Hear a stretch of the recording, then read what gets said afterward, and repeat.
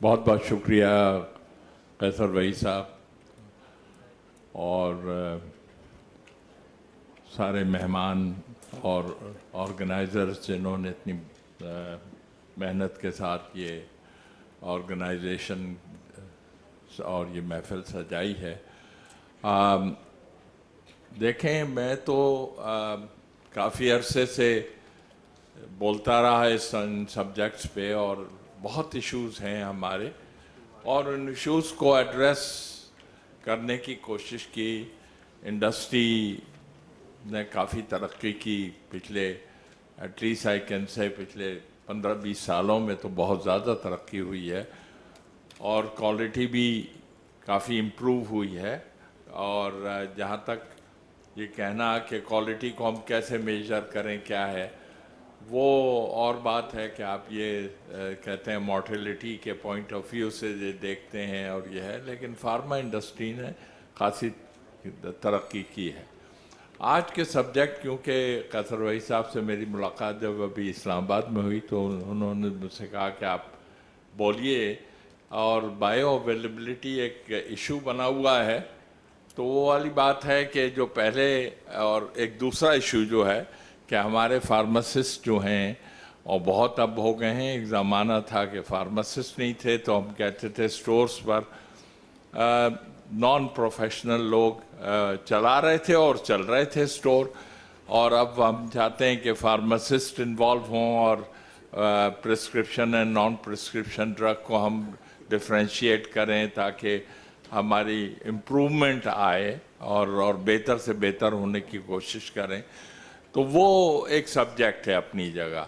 अब काफ़ी फार्मासिस्ट हो गए हैं और हो सकता है कि आहिस्ता आहिस्ता ये प्रोसेस हो जाए। करचे रेगुलेशंस कहते हैं कि फार्मासिस्ट को होना चाहिए स्टोर में, और जो फार्मासिस्ट हैं उनके नाम से कई स्टोर चल रहे हैं। एक फार्मासिस्ट है 10 स्टोर 15 स्टोर में उसका नाम है और उसने उसको रजिस्ट्रेशन दी गई है।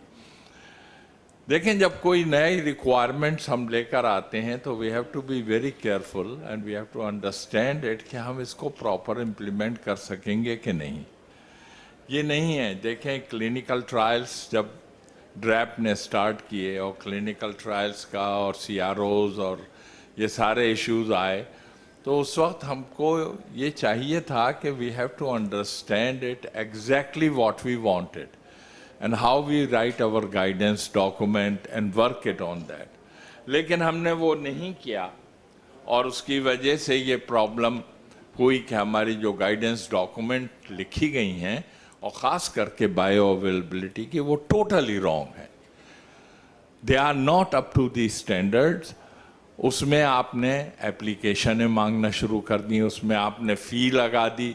दुनिया में कहीं नहीं होता ये सब, इस तरह नहीं होता। आपको बायो स्टडीज़ करनी है, आप बायो स्टडीज़ कीजिए, अपना डाटा सबमिट कीजिए एप्लीकेशन के साथ। अगर वो सेटिस्फैक्ट्री होगा तो आपको एक्सेप्ट हो जाएगी आपकी बायो स्टडी, नहीं होगा तो आपके ऊपर कमेंट्स आ जाएंगे जिस तरह से आप क्वालिटी का डाटा सबमिट करते हैं। ये तरीका है बायोइक्विवेलेंस का। अब हमने क्या किया यहाँ पर कि हमने गाइडेंस डॉक्यूमेंट लिख ली, 2 लाख फीस भी लगा दी है। उससे क्या होता है कि how incompetent the regulators are और द इंडस्ट्री आर और वी आर ऑल, क्योंकि हमने अंडरस्टैंड किए बगैर इस किस्म की रिक्वायरमेंट रख दी। हमको तो इनकरेज करना चाहिए, हमको तो क्लिनिकल की साइट के ऊपर एक पैसा नहीं लेना चाहिए इंडस्ट्री से। अगर आपको करना है, when we were designing our clinical trials in Canada, हमने कहा कि हम 60 डेज में क्लिनिकल ट्रायल की एप्लीकेशन अप्रूव कर देंगे और प्रोटोकॉल को, लेकिन हम कोई फी नहीं लेंगे because we want to encourage the research and development in the country. अब यहाँ आप 2-2 लाख मांगेंगे, कैसे लोग कहेंगे यार 2 लाख भी दो, और किस बात के दो, आप क्या करेंगे? आपको जस्टिफिकेशन होना चाहिए। ऐसे ही अभी मैं काम कर रहा था कॉस्ट रिकवरी के ऊपर, तो यही प्रॉब्लम है कि आप हर चीज़ की फ़ी चार्ज कर रहे हैं, आपने उसको लिंक नहीं किया परफॉर्मेंस स्टैंडर्ड के साथ, तो आप क्यों चार्ज कर रहे हैं? भाई मैं अगर एक पासपोर्ट है, फ़र्ज़ कीजिए पासपोर्ट को ले लीजिए, पासपोर्ट की एक फ़ी है, इतने दूंगा। आपने वो जो फ़ी रखी है वो इसलिए है कि आप टाइम के ऊपर मुझे पासपोर्ट दे दें। ठीक है, बिल्कुल सही है। आपने अगर फ़ी रखी है रजिस्ट्रेशन की, बिल्कुल सही है, लेकिन उसको लिंक करें परफॉर्मेंस के साथ। अगर लिंक नहीं करेंगे तो 6 साल तक मेरी एप्लीकेशन पड़ी रहेगी और कोई उसका पुरसान हाल नहीं है और आपने अपने पैसे ले लिए मुझसे। तो ये जो है ये बहुत इम्पॉर्टेंट इशू है। I did some work on the cost recovery and user fee कि उसको लॉजिकल बनाएं। अननेसेसरी आप इस तरह से इंडस्ट्री को स्ट्रेस में ना रखें, और इंडस्ट्री तो चाहती है कि they can give you the fee. आप अगर 1 लाख भी मांगेंगे तो इंडस्ट्री दे देगी आपको जेनरिक ड्रग की, लेकिन आप ये गारंटी कीजिए कि कब आप उनको जवाब देंगे उस एप्लीकेशन का, उस डाटा का जो सबमिट किया। खैर, आज का टॉपिक क्योंकि टाइम के मुझे कंसीडर करना है, तो बायोफार्मास्यूटिक्स का इशू काफ़ी हॉट है। यूनाइटेड स्टेट्स फार्माकोपिया, जहाँ मैं आजकल एडवाइस कर रहा हूँ उनको, और मेरी एडवाइस जो है पाकिस्तान में बहुत थोड़ी सी है, मोस्टली आसियन कंट्री के लिए मुझको रखा है इन लोगों ने। तो मैं आपको एक बात कराना चाहता हूँ, इंडस्ट्री को ख़ास करके इस बात का रिकग्नाइज कर लें आप लोग कि बायो अवेलेबिलिटी अभी 2-3 साल तक बात ना करें, फॉर गॉड सेक नहीं करें। आपने इतने साल गुजारे हैं बगैर बायो अवेलेबिलिटी के ड्रग्स का, कुछ और साल भी गुजार लें अगर आप चाहते हैं उसे प्रॉपर तरीके से, तो फिर आप करें। ना हमारे यहाँ सेंटर हैं ना कुछ हैं। आपको ताज्जुब होगा, कुछ बायो स्टडीज़ ऐसी हैं कि it cost you over $250,000 to do it. तो अब $250,000 आप करें और वो बायो स्टडी फेल भी हो गई तो अनदर आपका वो डूब गए। तो ये जो है, और फिर आपको रिव्यू कौन करेगा? आपके पास स्ट्रक्चर है कि जो बायो स्टडीज़ की जो डाटा है उसको रिव्यू कर सकेंगे आप? तो रैप को भी ये सोचना चाहिए कि ये नहीं, हाँ यस ज़रूरी है बायो स्टडीज़, मैं मानता हूँ इस बात को, लेकिन जब आपने इतने साल तक चला ली गाड़ी तो और चला लीजिए गाड़ी। और अभी आप बायो स्टडीज़ के लिए इंफ्रास्ट्रक्चर बनाएं, अपने इंस्टीट्यूशंस बनाएं जो कि विद इन द कंट्री हम बायो स्टडीज़ कर सकें। और कुछ इंटरेस्ट शुरू हो गया है, ये पंजवानी सेंटर का है, HEJ है, कुछ और हैं जो कि इसकी तरफ तवज्जो दे रहे हैं, और बहुत अच्छी बात है कि ये हो जाए और ये बहुत अच्छा है। तो आज मैं थोड़ा सा एसेंशियल ऑफ बायोफार्मास्यूटिक्स की बात करूंगा। Next slide, sorry. We talk about the oral tablets, we talk about the oral capsules, oral suspension, complex intravenous solution for injection, inhalation, nasal product, ocular, dermal, rectal, vaginal administration, and transdermal medication. These are all the various dosage forms that we manufacture products. New chemical entities, ये बहुत important चीज़ है कि new chemical entities में और new drug में थोड़ा सा फ़र्क है।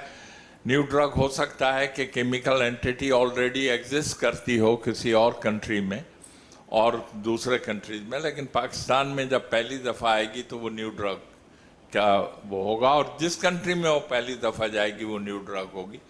लेकिन न्यू केमिकल एंटिटीज़ जो है, जो कि फर्स्ट टाइम इंट्रोड्यूस हो रही है, तो एब्सोल्यूट बायो अवेलेबिलिटी, ये जो न्यू मॉलिक्यूल्स हैं, न्यू प्रोडक्ट्स हैं, इनमें ये लोग एब्सोल्यूट करते हैं because there is no comparison to do it.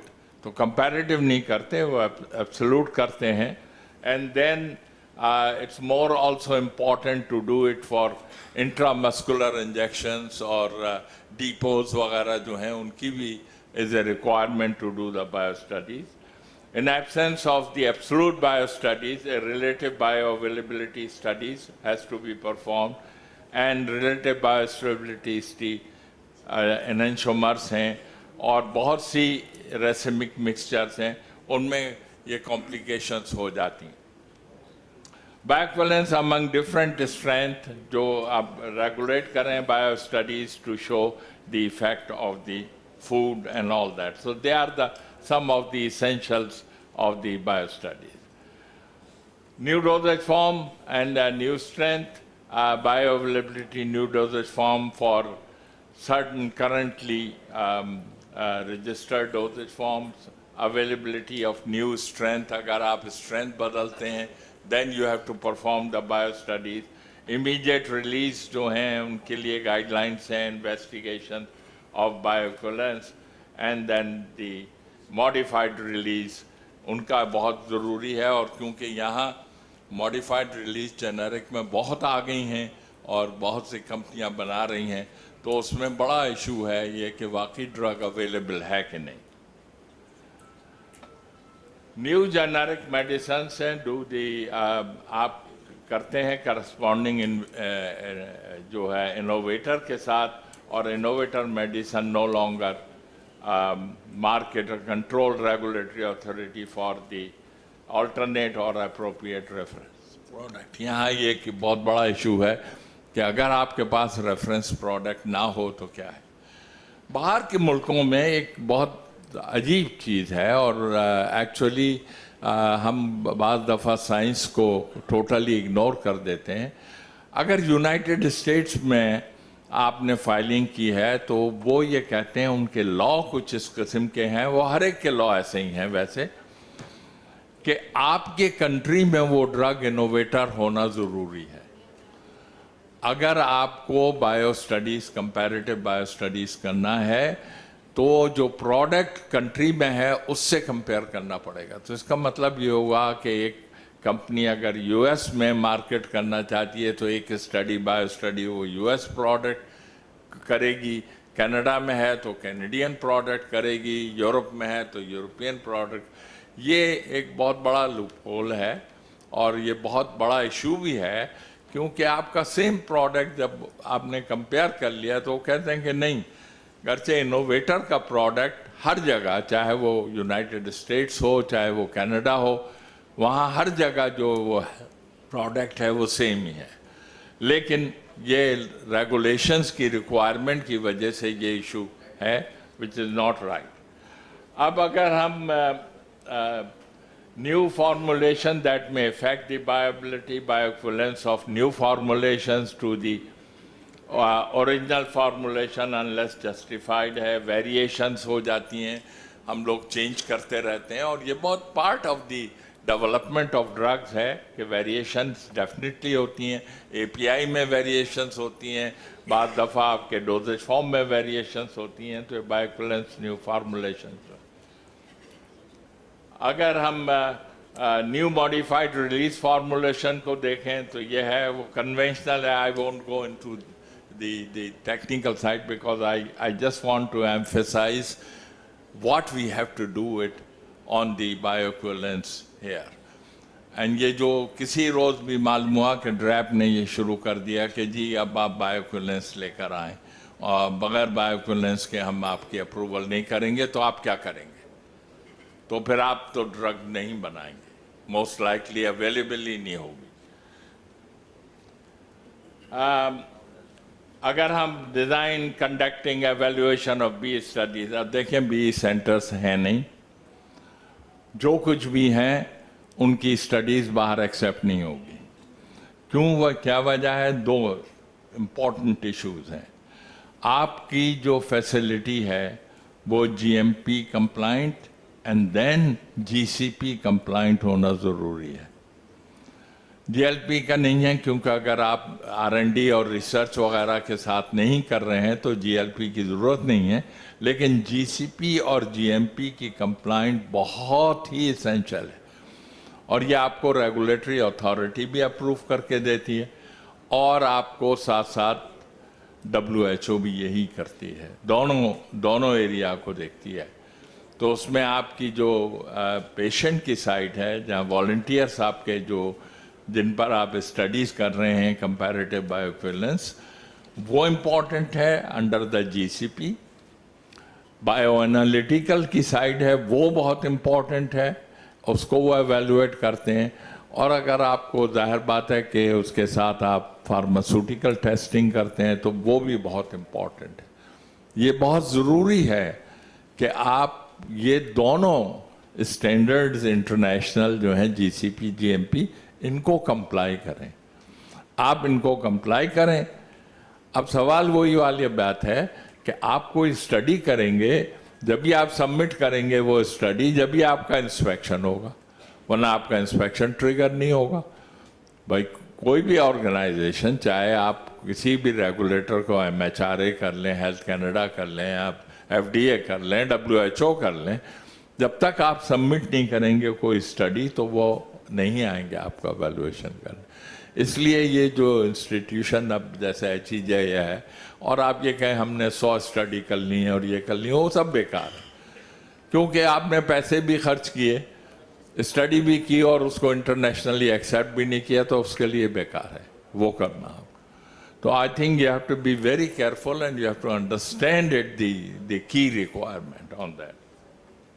बहुत शोर मच रहा है आजकल, लेक्चर्स भी दिए जा रहे हैं, नियाजी साहब को भी बुला के काफ़ी USP ने भी पुश किया, बहुत ट्रेनिंग भी दे रहे हैं आपके रेगुलेटर्स को, लेकिन we have to get ready and we have to have our institution that these studies has to be performed and they international जब तक नहीं होंगे इंडस्ट्री खर्च नहीं करेगी एक पैसा भी बायो पर।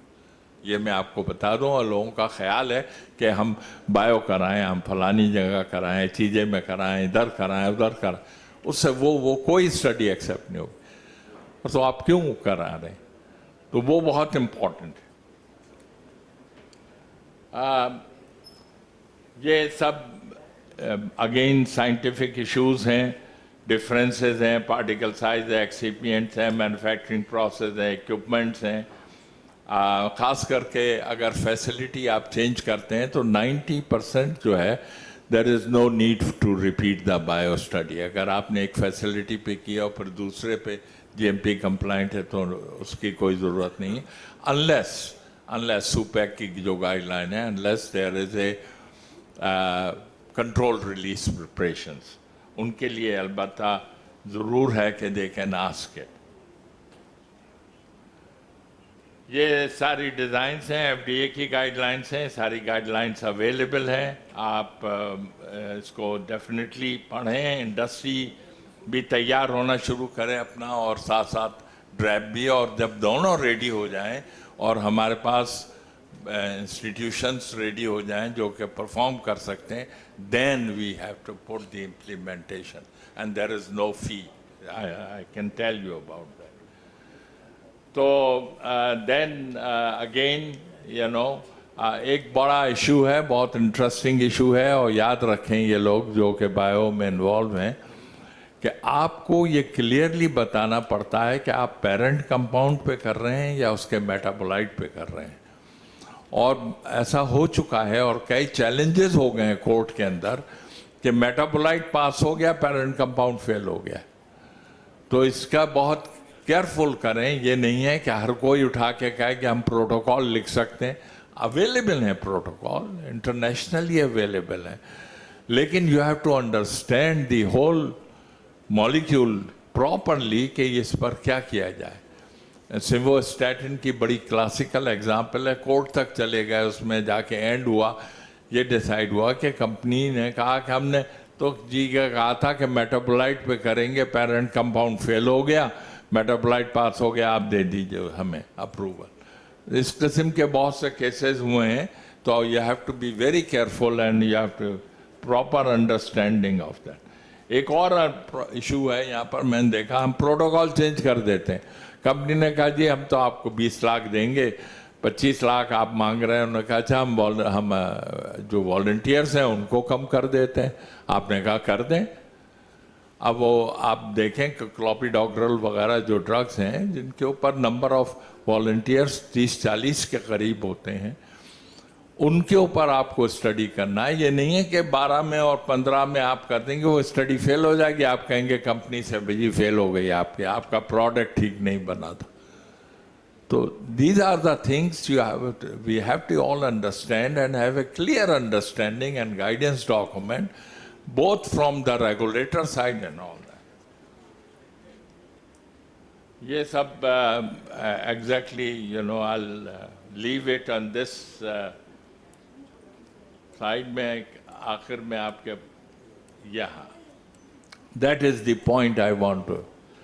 I would like to emphasize that for God's sake, please try to understand and don't push bio studies right away now. क्योंकि मेरी एक अंडरस्टैंडिंग थी कि DRAP will started asking bio studies और ना करें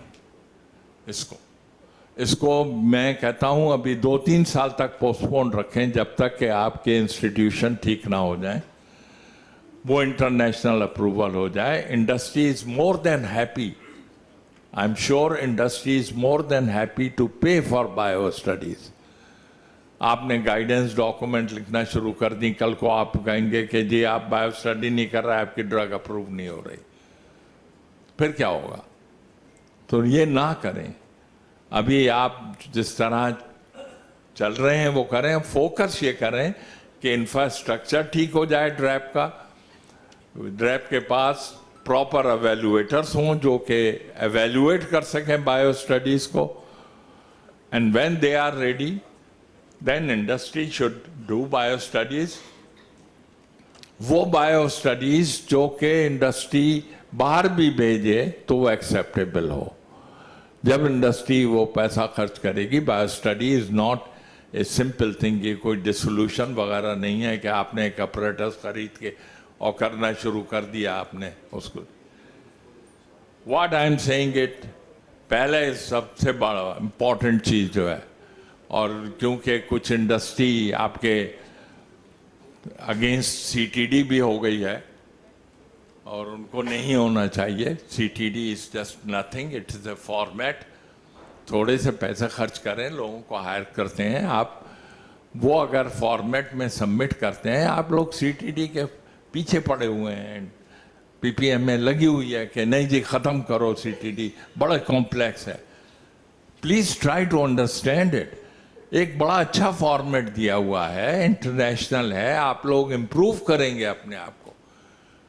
क्योंकि छोटी कंपनियां हैं, वो नहीं चाहती स्पेंड करना, वो कहते हैं 4 कागज़ों के ऊपर हम जिस तरह रजिस्ट्रेशन कराया करते थे पहले वही हम करने. ना करें उसे प्लीज़. आप इसको ना करें, क्योंकि मिनिस्टर्स वगैरह के पास आप जाएंगे, एक रोज़ आपका मिनिस्टर को जो अभी बता रहे थे कि उन लोगों को तो पता नहीं है फार्मा का, वो कहेंगे अच्छा ये प्रॉब्लम हो रहा है आप लोगों को, सीटीडी ख़त्म कर दो. तो हम लोग फिर पीछे चले जाएंगे. हम आहिस्ता आहिस्ता इम्प्रूवमेंट कर रहे हैं, तो इसको रखें. कंपनियां बहुत हैं जो कि इंटरेस्टेड हैं कि उनकी एप्लीकेशंस बाहर जाएं. बाहर आपको सीटीडी के बगैर आप नहीं कर सकते. तो ये बहुत इम्पॉर्टेंट इशू है from A ppm point of view and also from the DRAP point of view. DRAP is quite nervous इस बात पर कि कहीं ऐसा ना हो कि सीटीडी ख़त्म हो जाए, तो we'll go back on the old.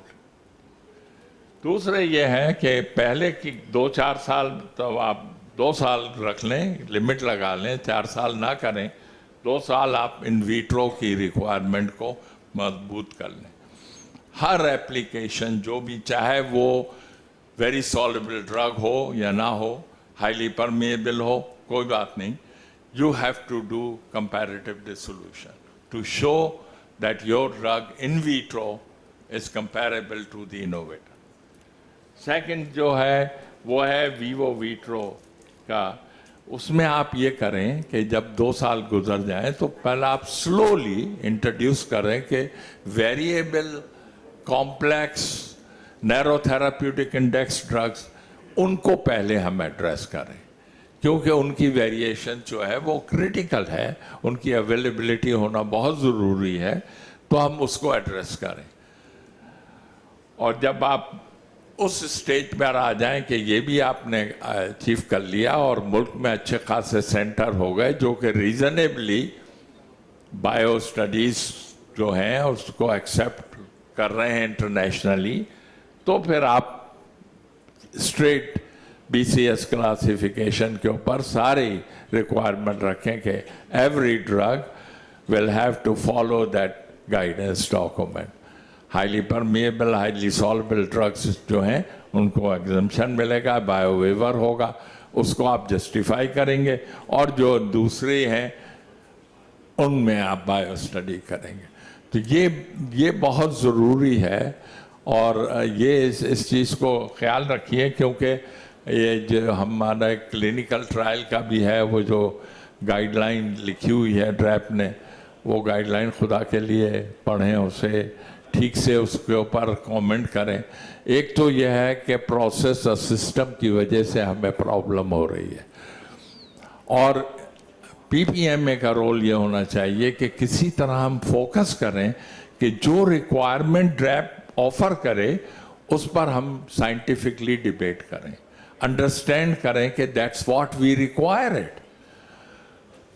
अगर हम कर सकते हैं तो वो करें, उसके ऊपर फीडबैक दें ना आप, बजाय इसके कि आप उनको वो गाइडेंस डॉक्यूमेंट लिखें, SRO बना दिया, फट से SRO आ गया, आज ही SRO में है, आप क्या करें।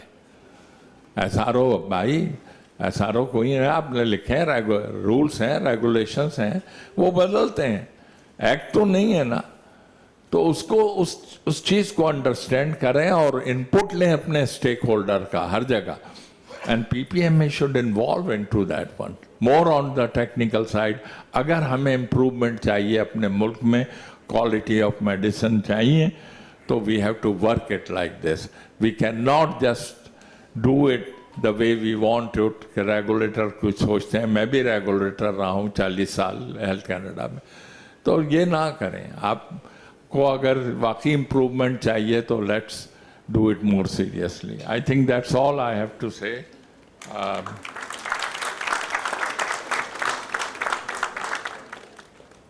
Thank you.